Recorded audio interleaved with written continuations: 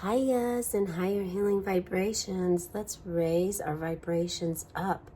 In fact, definitely, I know I say this in every video that I do, but definitely take this seriously today, friends, because there is a need for us to take it seriously about raising our vibration and raising our feelings, raising our positivity, our brightness, our light, raising that up through the darkness, knowing that the darkness is what brings light.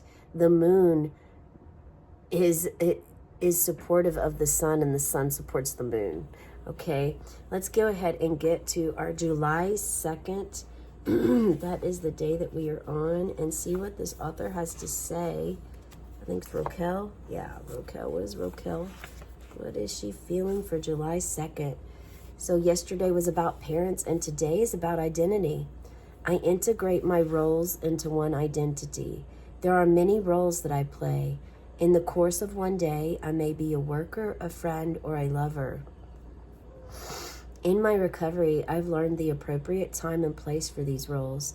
I integrate all my roles into one identity, and I am open to exploring new ones. Appropriate behavior and timing were not something I learned from my family. Taking care of parents whose behavior was inappropriate limited my opportunities. The rigidity of my family prevented me from trying on new ways of being.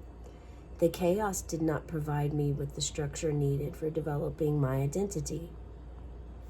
Today, my emerging sense of self gives me the foundation for flexible and comfortable interactions with others. My inner child delights as I explore the richness of who I am. The foundation. So it's not by chance that we have this humongous red jasper sitting out here today. Red jasper is wonderful grounding stone. If you have any near you, you may want to carry it with you. If an identity and wanting to be have your foundation for yourself to help you. Also, simply going outside and being in the earth will help you. It reduces inflammation as well and can help heal your body. You can help heal your body. You have the power and the ability to do this. It's just about tapping into it. Yeah. Integrate all your roles into one identity. Some of this feels like masks, wearing masks. And what I have to bring up for this is transparency. Being your authentic, true self and on all environments. It can be challenging to do this. It can even be difficult to do this, but it's not impossible. It's very much possible. And even if it was impossible, you can make it possible. Be that leader, that role model, the one that stands out and embraces, wears that rainbow of colors to a spot where rainbow of colors typically aren't accepted. Be your authentic self. I mean, you want to be respectful to others, but for instance, if a friend passed and it was your best friend, and your best friend told you, I want you to wear this outfit when I pass, wear this one. And, you want to honor your friend, and that like a lot of people, no one else will understand, but you say, I will do this, then you must do this, right? This is something you're going to do. And when you're doing it, you're going to do it in the spirit of your friend who asked you to do this. Now, and it could be very loud. Maybe it is a rainbow, and you're going to go in this funeral home with all of these people in black and darkness, and you're wearing this bright, beautiful color. But that's what was meant to happen. Who knows? There's so many possibilities as to why your friend wanted you to wear this, and you may not even know until that day, until you wear it.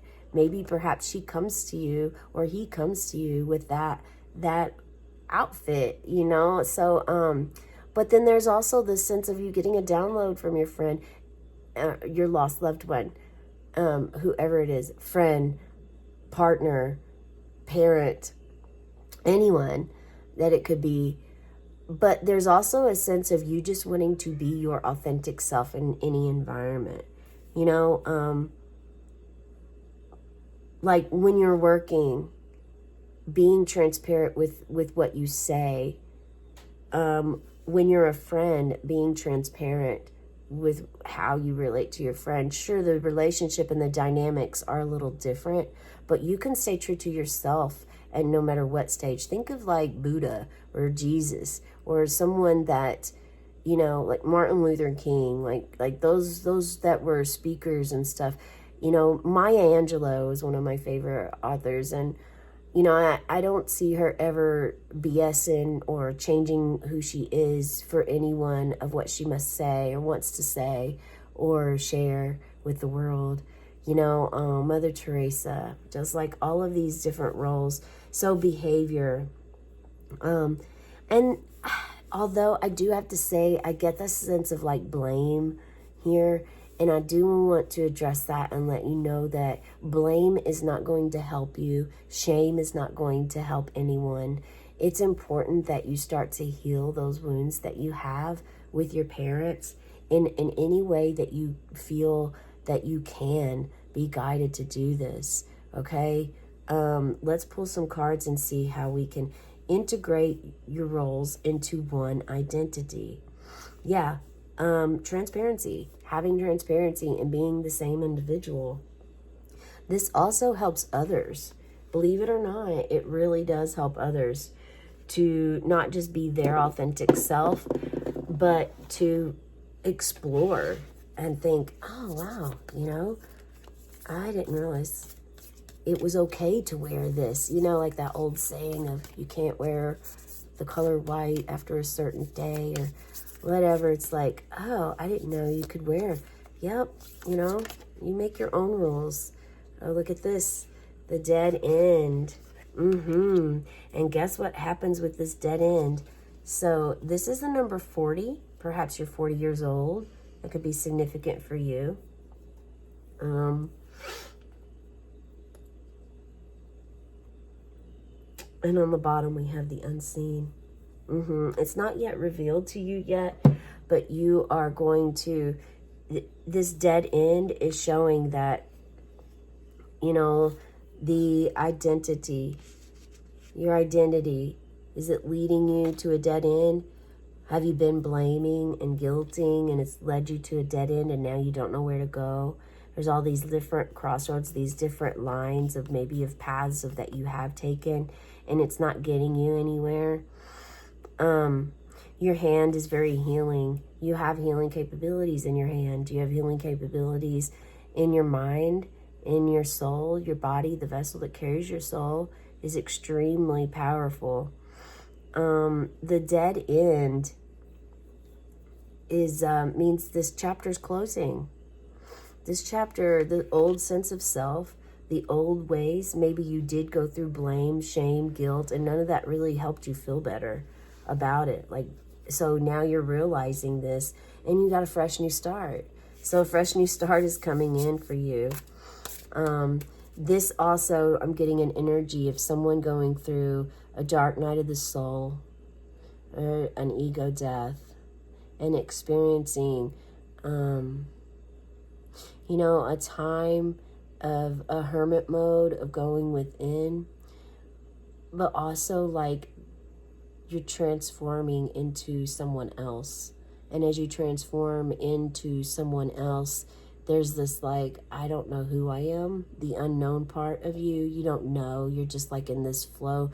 It's like, it's the point of when you've purged some old patterns, you've purged some old addictions, some behaviors, you know, whether it's sugar, coffee, heavy drugs, you know, any kind of addiction. So it's like purging this stuff, and newness is getting ready to come in, but it hasn't came in yet. And sometimes it's slow to integrate. Sometimes you get little baby streams of consciousness or nuggets of knowledge that come in for you, with you at that time. Spirit, what do you have for us about identity, for the inner child and identity and being in environments, how to behave? Let's see. We're going to start with these two and see what happens for us. And we have, oh, wow. Okay, unity. Yeah, this is what's coming in for you. The dead end is there's no more separation here. You're not separating yourself from others. You're not isolating yourself. There is a difference with introspection versus isolation. It's a very big difference here, okay? Just remember, just make sure that you're not isolating and keeping yourself from the outside world, because that will not help you. Introspection is different. That's when you're like, who am I? That's when you're trying to figure out your identity, or you're sorting through your identity of where you are now and who you want to be, what you want to work toward, and what hasn't been working for you. So we are in the year of the snake in Chinese zodiac. It's all about the serpent and letting go and shedding skin. The serpent is feminine wisdom, and this dead end is, all the other paths that you tried, the other avenues, again, they're clearly just keeping you stuck. And so you're going to have this fresh, new sense come and open up. And you'll have unity. 22 is also a master number. And now I must also share with you that I pull an angel number card every day. Today was a master number 2. It wasn't 2s, but you may want to check that out, especially if this resonates for you. So unity, look at how you create this is a circle here, and here's a circle here, and look at the complete difference between the two. I mean, this is one hand sticking out here, and briar, brush, like there's so much that you can see or feel in this card. Emptiness, darkness, shadow sides of ourselves that we typically don't like. It's the side of us of when we lose our cool and out of anger and react, cause and effect, like the reaction to something, instead of like taking an action, reacting to what someone else's belief, someone else's feelings. This like, there's this feeling of